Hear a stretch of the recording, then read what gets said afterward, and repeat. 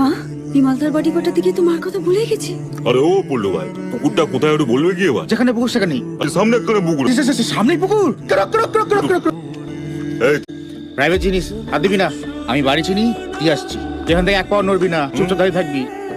উড়ে গেল কই? না মরে পালালো নাকি? খাটের তলায় না তো? বিমলদা এখানে? তাহলে মা?